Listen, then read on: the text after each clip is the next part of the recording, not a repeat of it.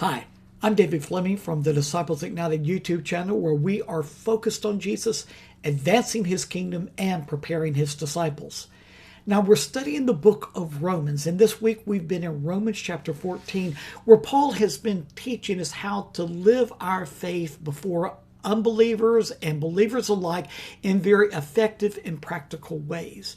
Today I want to share with you how Paul expresses the importance of living our faith out in ways that express the love of Jesus. Now, throughout Romans chapter 14, Paul teaches us the importance of making sure that our faith expresses and reveals Jesus in his love, his righteousness, his peace, his joy. These are so important. In fact, remember what Paul wrote the Corinthians in 1 Corinthians chapter 13, where he says, if I have faith that will move mountains but don't have love, I am nothing. Well, that shows the importance of living our faith out. Because see, by your faith walk with Jesus, you're going to come up with how you feel about certain things, and what some things that you're not going to feel comfortable doing, and some things that you'll feel fine in doing. It's all based on your faith walk with Jesus. Those are your personal convictions. But you want to make sure that you live those personal convictions out before believers and non-believers in ways that are going to reveal Jesus, revealing his love, revealing his righteousness, revealing his peace, his joy. You don't want to do anything that is going to misrepresent Jesus, even if you feel a freedom to do something and you see in the Bible that there's nothing wrong with it. If it is going to in any way offend or hurt another person, then you need to think twice before doing it. Because as Paul wrote the Galatians, in Galatians chapter 5, verse 6, he says, the only thing that counts is faith expressing itself through love.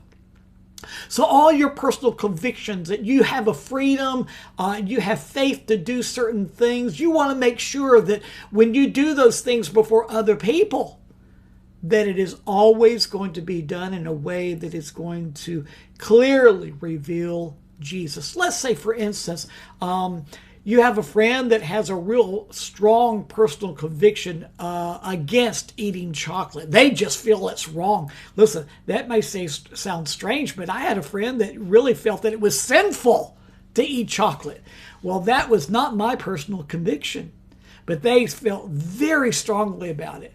Well, you know, when I was eating with them, they would have me and my wife over to their house to eat often.